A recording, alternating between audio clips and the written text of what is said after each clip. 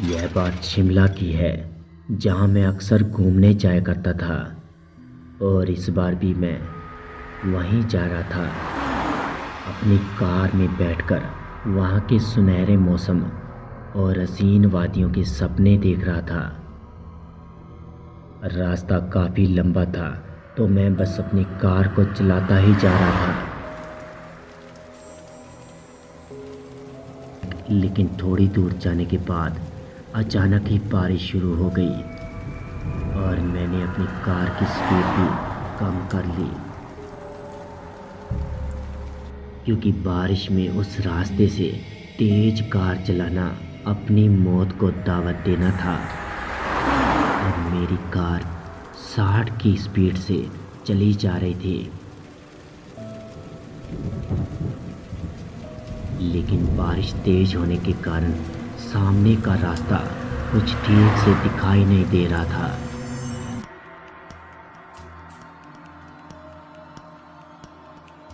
लेकिन जब कुछ दूर चलने के बाद बारिश रुकी नहीं, तो मैंने सोचा कि क्यों ना मैं अपनी कार को यहीं रोककर बारिश रुकने का इंतज़ार करूं।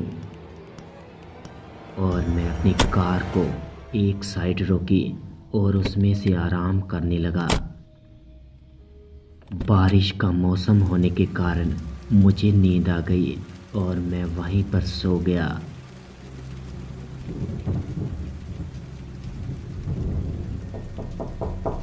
लेकिन तभी अचानक एक आवाज़ से मेरी आंख खुली।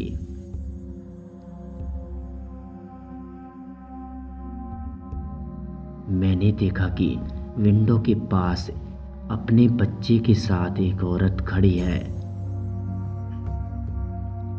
जो बस मुझे ही देख रही है। उस औरत ने सफ़ेद रंग की साड़ी पहन रखी थी और आंखों के नीचे काले घेरे हुए थे। हाथ में एक कटोरा लिए वो मुझे ही देख रही थी। उस तेज बारिश में वो और उसका बच्चा भीग रहा था। लेकिन मुझे लगा कि शायद उनको भूख लगी होगी, तो मैंने अपने वॉलेट से पैसे निकाले और उसके कटोरे में डाल दिए। और वो औरत वहाँ से बिना कुछ कहे वहाँ से चली गई। लेकिन मुझे ये सब बहुत अजीब लग रहा था। तभी मैं अपनी कार से नीचे उतरा और उस औरत का पीछा करने लगा। थोड़ी दूर जाने के बाद मैंने देखा कि उसने एक दुकान से कुछ खाने के लिए लिया है और वो एक कोने में जाकर खाने लगी। मुझे थोड़ा अजीब लगा था, इसलिए मैं उस औरत के पास गया और बोला कि तुम्हारा कोई घर नहीं है क्या? और ये तुम अपने बच्चे के साथ इतनी बारिश में यहाँ क्या कर रही हो?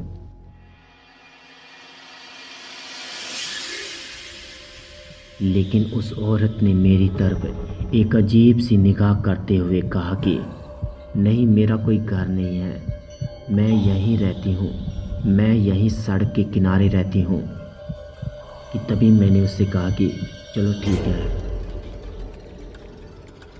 थोड़ी देर बाद उस औरत ने मुझसे पूछा कि साहब जी, क्या आपकी गाड़ी ख़राब हो गई है? कि तभी मैंने उसके सवाल का जवाब देते हुए कहा कि नहीं, इतनी तेज़ बारिश में आगे जाने से अच्छा है, मैंने यहीं रुकने का फ़ैसला किया है। इस पर उस औरत ने पूछा कि साहब जी, आपको कहाँ जाना है, मुझे बताइए। इतना बोलने के बाद उस औरत ने कहा कि साहब जी, आप एक कच्चे रास्ते से जा सकते हो जो कि सीधा शिमला की तरफ जाता है। लेकिन मैंने बड़ी हैरानी से पूछा कि तुम्हें कैसे पता? इस पर उस औरत ने कहा कि मैं यहाँ पर कई सालों से रह रही हूँ, इसलिए मुझे यहाँ के सारे रास्ते पता हैं। आप मेरी बात मानिए, उसी कच्चे रास्ते से चले जाइए मैंने उस औरत पर भरोसा कर लिया, ये सोचकर शायद इसे यहाँ के सारे रास्ते पता हो।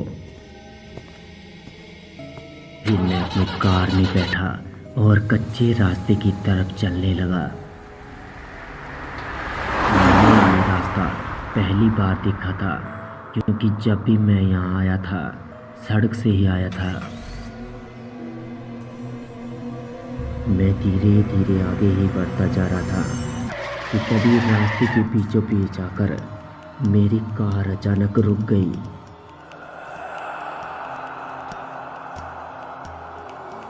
उस सुनसान रास्ते में मेरे अलावा और कोई भी नहीं दिख रहा था, और ऊपर से गाड़ी भी खराब हो गई थी। तभी मैंने सोचा कि कहीं मैं गलत रास्ते पर तो नहीं आ गया। इतना सोच ही रहा था कि तभी मैंने देखा कि अंधेरे में दूर एक साया खड़ा है। मुझे लगा कि शायद मेरे अलावा और भी कोई यहाँ फंस गया है।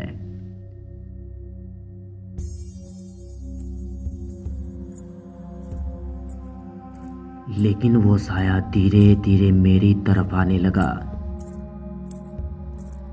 जब मैंने उस साए को मेरी तरफ आते हुए देखा तो मेरे पसीने छूट गए।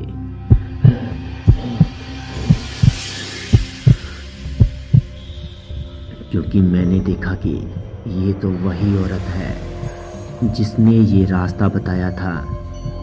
लेकिन वो मुझसे पहले यहाँ कैसे पहुँच सकती है? मैं उसे देखकर बहुत डर गया था।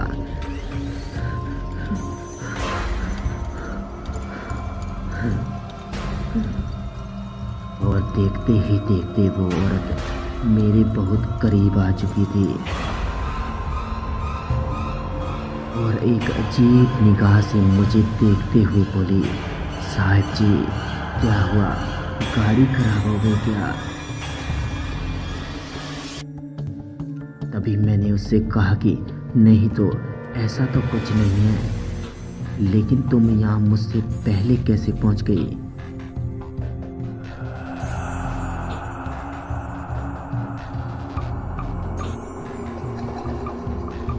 तभी उस औरत ने हंसते हुए कहा कि मैंने कहा था ना साहब जी, मैं यहीं रहती हूँ और मुझे यहाँ के सारे रास्ते पता है, मैं कहीं भी जा सकती हूँ।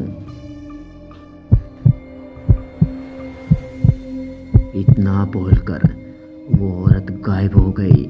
अब तो मेरे हाथ पैर और भी कांपने लगे थे।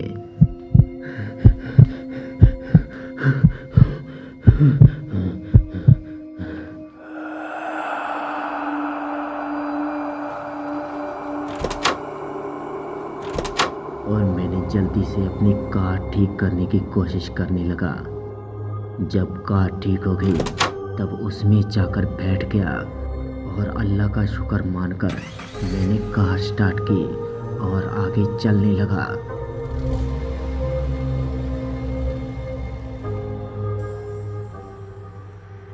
लेकिन कुछ ही दूर जाने के बाद मेरे होश उड़ गए, क्योंकि मैंने अपने फ्रंट मिरर में बैक सीट पर उसी औरत को देखा।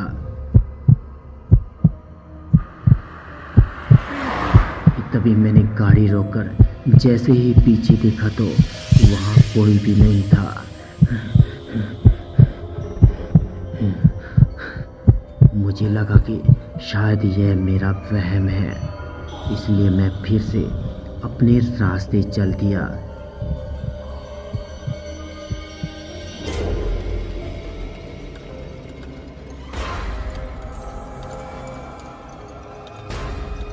लेकिन इस बार तो वो औरत मेरे साइड वाली सीट पर बैठी थी और मुझे देखकर जोर जोर से हंसने लगी।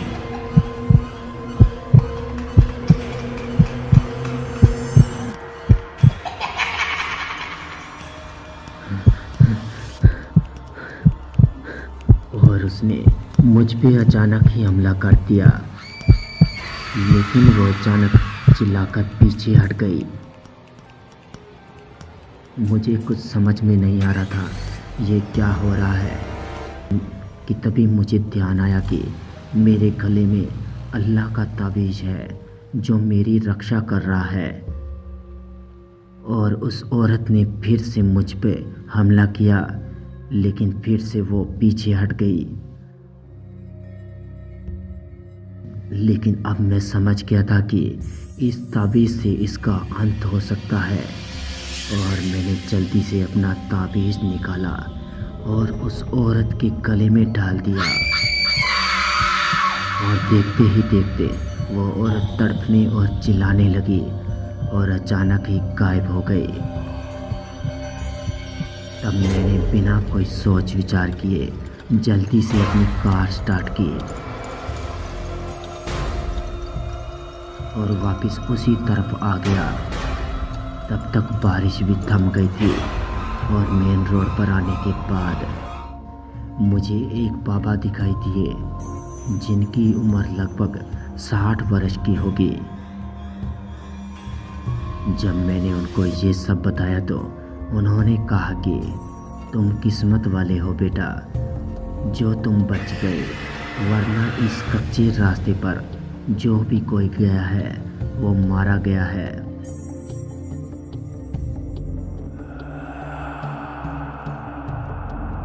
तभी मैंने बाबा से पूछा कि बाबा वो कौन औरत है?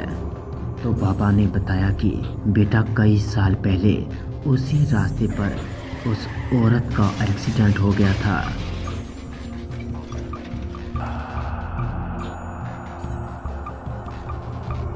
तब से वो औरत हर गाड़ी वाले को मार देती है। तुम्हारा नसीब अच्छा था जो तुम बच गए। इतना बोलकर वो बाबा वहाँ से चले गए।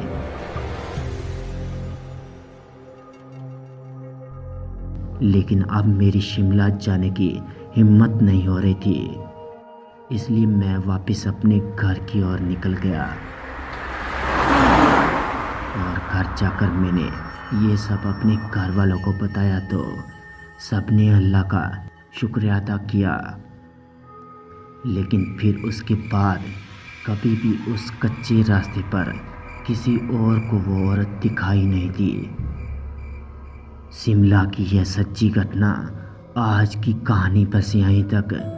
दोस्तों, अगर आपको यह कहानी पसंद आई तो हमारे चैनल को सब्सक्राइब कर लें और बेल आइकन को भी दबा दें। तो मिलते हैं ऐसी ही रोमांचिक भरी कहानी में। तब तक के लिए goodbye and take care.